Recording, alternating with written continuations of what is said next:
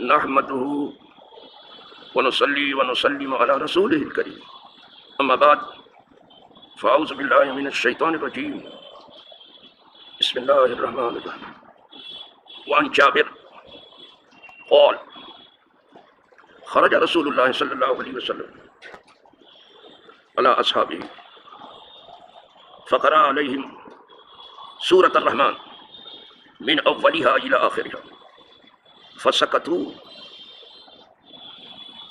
فقال لقد قرأتها على الجن ليلة الجن فكانوا أحسن مردودا منكم كنت كلما أتيت على قوله فبأي آلاء ربكما تكذبان قالوا لا بشيء من نعمك ربنا نكذب فلك الحمد رواه الترمذي وقال هذا حديث غريب۔ الحمدللہ رب العالمین۔ فصل ثانی سے آج میں نے ایک ہی حدیث پڑھی اور یہ وہی حدیث ہے جس پر فصل ثانی ختم ہے۔ یہ حدیث پاک حضرت جابر سے مروی ہے، روایت کرنے والے امام ترمذی ہیں۔ سند کے اعتبار سے غریب ہے، زیادہ سندیں نہیں ہیں اس کی، لیکن یہ حدیث صحیح ہے۔ حضرت جابر کہتے ہیں کہ حضور سرور عالم ارواحنا فداہ صلی اللہ علیہ وسلم برآمد ہوئے اور تشریف لائے اپنے صحابہ کے پاس، تو ان کے اوپر سورہ رحمان حضور نے پڑھی۔ کبھی حضور خود پڑھتے تھے اور صحابہ سنتے تھے، اور کبھی ایسا بھی ہوا کہ اپنے غلاموں میں سے کسی کو حضور فرماتے تھے کہ تم قرآن پڑھو میں سنوں گا۔ کہا حضور میں آپ کے آگے کیسے پڑھوں، آپ پر قرآن اتر رہا۔ کہا نہیں، مجھے ایسا حکم ہے میں سنوں۔ تو یہاں سے ایک بات جو بہت واضح طور پر سمجھ میں آتی ہے کہ یہ اللہ کی کتاب پڑھنے کے لیے بھی ہے اور سننے کے لیے بھی۔ کبھی آپ پڑھو لوگ سنیں، کبھی لوگ پڑھیں آپ سنیں، ایسا حضور نے کیا ہے۔ اسے پڑھنا بھی ہے اور سننا بھی ہے، پھر اس کے آگے اسے سمجھنا بھی ہے، پھر اس سے آگے جو ممکن ہو اس پر عمل بھی کرنا ہے۔ بات سمجھو۔ تو حضور نے سورہ رحمان خود پڑھی صحابہ پر۔ جس نے کسی مکتب میں کچھ نہ پڑھا ہو اس کا پڑھنا کیسا ہے؟ کوئی اس وقت پوری دنیا میں، پوری دنیا کی بات، پوری کائنات کی بات کرنا، کیا کوئی ایسا ہے کہ اس نے کچھ نہ پڑھا ہو اور وہ پڑھے؟ کبھی نہیں پڑھ سکتا۔ اور پھر پڑھے بھی ایسا کہ پڑھے لکھے گھٹنے ٹیک دیں اور سر پر سجود ہو جائے۔ تیرے آگے یوں ہے دبے لچے فصحا عرب کے بڑے بڑے، کوئی جانے منہ میں زبان ہی نہیں بلکہ جس میں جانے۔ جب یہ کتاب اتری تھی 23 سال میں، اس وقت بھی اس کا جواب کسی سے نہیں ہو پایا، اور اب 1400-1500 برس کا زمانہ گزر گیا ہے، ابھی بھی کسی ایک سورہ کا جواب کوئی نہیں دے سکتا۔ آدمی کے کلام کا جواب دے سکتا، وہ کیسا ہی کیوں نہ ہو، اس لیے کہ فوق کل ذی علم علیم، ہر علم والے کے اوپر ایک علم والا ہے، لیکن خدا کے کلام کا کوئی کیسے جواب دے گا؟ اسی کی طاقت ہے۔ تو جب حضور نے سورہ رحمان پڑھی شروع سے لے کے آخر تک، الرحمن یہاں سے شروع کیا، علم القرآن خلق الانسان علمہ البیان، یہاں سے حضور نے شروع کر کے ختم کیا جائے تبارک ذی الجلال والاکرام، پوری سورہ رحمان پڑھنا حضور۔ یہ نماز کی بات نہیں، خارج ہے نماز۔ صحابہ کی عادت تھی جب حضور پڑھتے تھے تو اس میں ایسے گم ہو جاتے تھے، لگتا تھا کہ یہ بے زبانوں کا مجمع، کوئی آواز نہیں آتی تھی۔ آج تک تو کوئی، آج یہاں اپنے مجمع میں کوئی پڑھتا تھا، تمام واہ کرنے والے اس کو ٹھیک سے پڑھنے بھی نہیں دیتے۔ کچھ لوگ تو ہاتھ اٹھا کر سبحان اللہ جزاک اللہ ماشاء اللہ، پھوکٹ میں، کچھ اس میں خرچہ تو ہوتا نہیں، کیا بس اس کو واہ کے ہوائی جہاز میں اڑا دو وہ کافی۔ یہ فرصتی اور پھوکٹی لوگ۔ ہاں میں نے قوالوں کو دیکھا ہے اور نعت خوانوں کو دیکھا ہے کہ ان کا کچھ اہل نمائش ان کے اوپر نوٹ اڑاتے ہیں، لیکن کسی قاری کے اوپر میں نے نہیں دیکھا کبھی نوٹ اڑایا گیا ہو۔ یہ ہے دنیا کی حالت۔ تو صحابہ کی عادت تھی جب حضور پڑھتے تھے تو اتنے گم ہو جاتے تھے کہ لگتا تھا کہ ان کے منہ میں زبانی نہیں، یہ بے زبانوں کا مجمع ہے۔ پھر بے زبانی یہاں تک پہنچی تھی ان کی کہ لگتا تھا بے جانوں کا مجمع۔ صحابہ خود ہی کہتے کان نما علی رؤوسنا الطیر، جیسے لگتا تھا کہ ہمارے سروں پر پرندے بیٹھے ہیں، ہم ایسے ہو جاتے تھے، اسی میں گم ہو جاتے تھے، اسی میں کھو جاتے تھے، اسی میں ڈوب جاتے تھے۔ ایک تو یہ کلام جو اللہ کا کلام ہے، کیا تھا؟ پھر سورہ رحمان بھی پڑھنے والے حضور تو ایک دم مجمع سامی تو ساکت تھا، چپ چاپ تھا، ان کی عادت تھی۔ اور حکم بھی ایسے ہی ہے کلام پاک، وَإِذَا قُرِئَ الْقُرْآنُ جب قرآن پڑھا جائے فاستمعوا لہ تو اسے کان لگا کر کے سنو، وانصتوا اور چپ رہو، چپ کرایا گیا کہ تم بھی کچھ نہ پڑھنے لگو، اس امید پر کہ تم پر رحم کیا جائے، لعلکم ترحمون۔ تو صحابہ چپ رہے، آخر تک چپ رہے، سامع تو ساکت رہے، فسکتوا تو چپ رہے، فقال اب حضور نے فرمایا، سورہ رحمان پڑھ کر کے اب حضور نے فرمایا لقد قرأتها على الجن لیلۃ الجن، کہا میں نے یہی سورہ رحمان جنوں پر پڑھی تھی، اور یہ بھی بتا دیا کہ لیلۃ الجن ایک تھی، جنوں کی ایک رات تھی جس میں حضور ان کے پاس گئے تھے پڑھنے کے لیے، کہا جب جنوں پر ہم نے پڑھی یہی سورہ رحمان لیلۃ الجن میں، جنوں کی رات میں، اس میں کوئی بشر نہیں تھا، سب جن تھے۔ یہاں سے پتہ چلا حضور ہمارے بھی معلم ہیں اور جنوں کے بھی معلم ہیں۔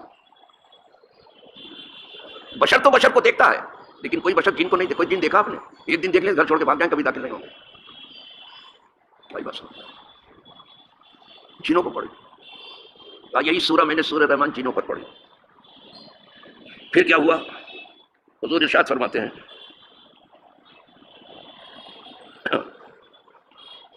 فَكَانُوا أَحْسَنَ مَرْدُودًا مِنْكُمْ، تو کہا جب یہ سورہ رحمان میں نے جنوں پر لیلۃ الجن میں پڑھی تو تم سے بہت اچھا وہ جواب دینے والے،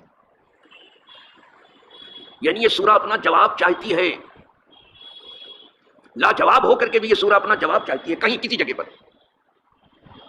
کہا تو جن جو تھے جب انہوں نے سورہ رحمان سنی تو تم سے اچھا جواب ہوا، تم تو کچھ بولے ہی نہیں، لیکن جن جو ہے جہاں بولنے کی جگہ تھی اس کلام میں وہاں وہ بولے، بڑا اچھا جواب دیا۔ اب وہ کہاں بولے، کیوں بولے، وہ آگے آ رہا ہے۔ اب تم سے بہت اچھا جواب دیا انہوں نے، جنہوں نے۔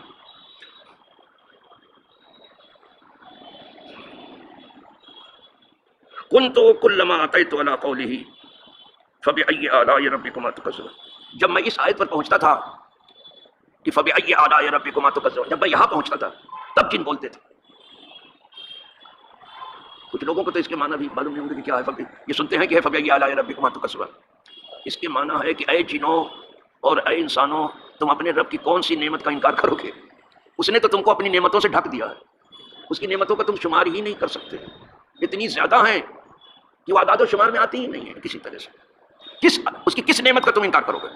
تو جب حضور یہاں پہنچتے تھے اس آیت پر کہ اے جنوں اور انسانوں تم اپنے رب کی کس نعمت کا انکار کرو گے، تو سنو جن کیا کہتے تھے، قالوا، تب وہ کہتے تھے لا بشیء من نعمک ربنا نکذب، لا بشیء من نعمک ربنا نکذب، اے میرے رب، اے ہمارے رب، ہم تیری کسی نعمت کو نہیں جھٹلاتے۔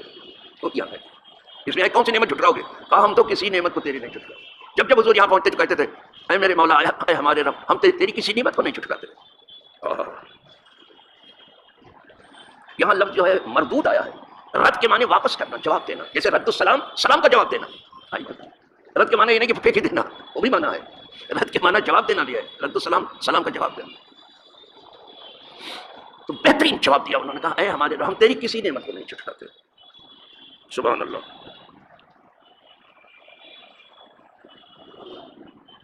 فلک الحمد، تو سب خوبیاں تیرے لیے، سب تعریفیں تیرے لیے، جتنی بھی خوبیاں ہیں سب تیرے لیے، جتنی بھی تعریفیں سب تیرے لیے، پھر تو جسے چاہے کچھ دے کر کے تعریف والا بنا دے، لیکن ہے سب تیرے پاس، تیرے لیے ہم دو۔ یہ جنوں نے جواب دیا تھا۔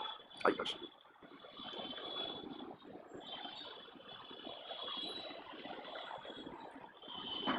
تو انبیاء کی شانیں بہت بڑی ہیں۔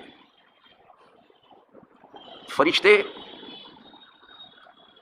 نگاہ نبوت میں آتے ہیں، حضور فرشتوں کو بھی دیکھتے تھے، آج تک کسی نے کسی فرشتے کو نہیں دیکھا، حالانکہ کرامن کاتبین بیٹھے ہیں موٹے پہ، دیکھا کسی فرشتے نہیں دیکھا۔ بس حضور فرشتوں کو دیکھتے تھے، اور دیکھتے ہی نہیں تھے، ان سے باتیں کرتے تھے۔ فرشتہ تو خیر فرشتوں کے سردار جبریل امین کو دیکھتے تھے اور ان سے باتیں کرتے تھے۔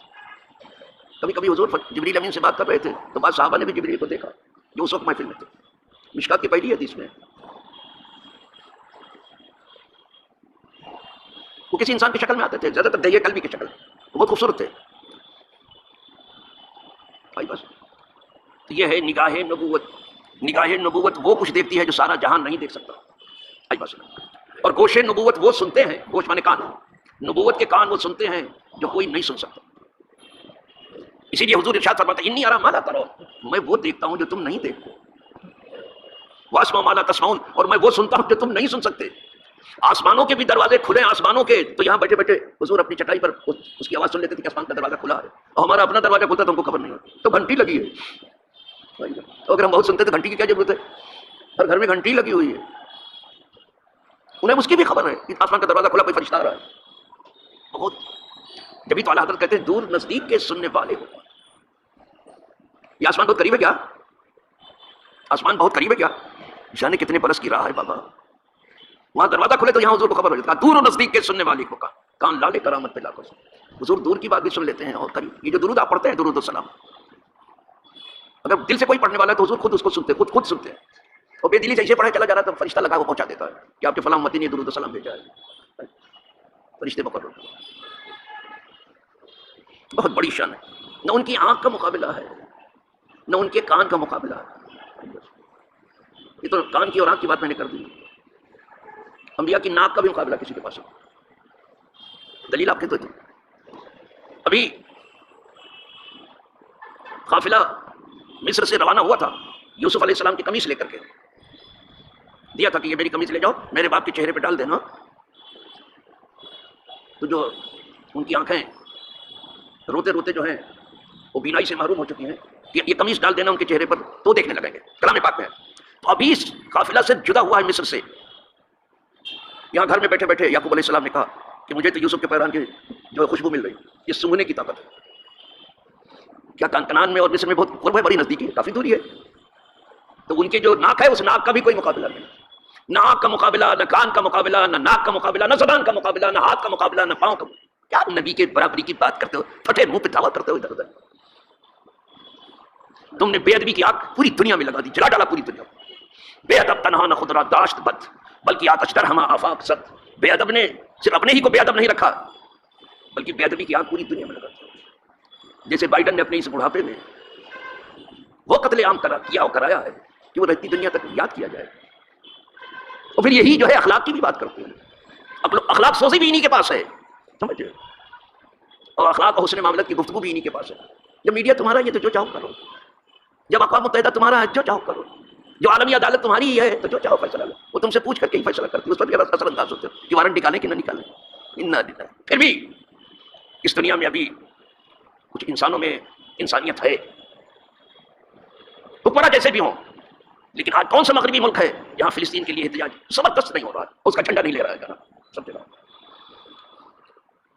یہ حکمران نہ یہودی ہیں نہ نصرانی ہیں، زیونسٹ ہے، یہ بے دین لوگ ہیں، بے رحم لوگ ہیں، شیاطین ہیں، یہ ابلیس ہیں، اور اس ابلیسی نظام میں سب کو لوگوں کو جگڑ کر کے اب تک رکھا تھا، لیکن اب وہ دل سے ٹوٹ رہا ہے، پانچ ہو رہا ہے۔ کچھ ہی دن کی بات ہے کہ یہ ابلیسی نظام، یہ سرمایہ دارانہ نظام اپنی بے خبن کے ساتھ جو ہے تخسرہ میں جائے گا، ابھی بچے گا نہیں۔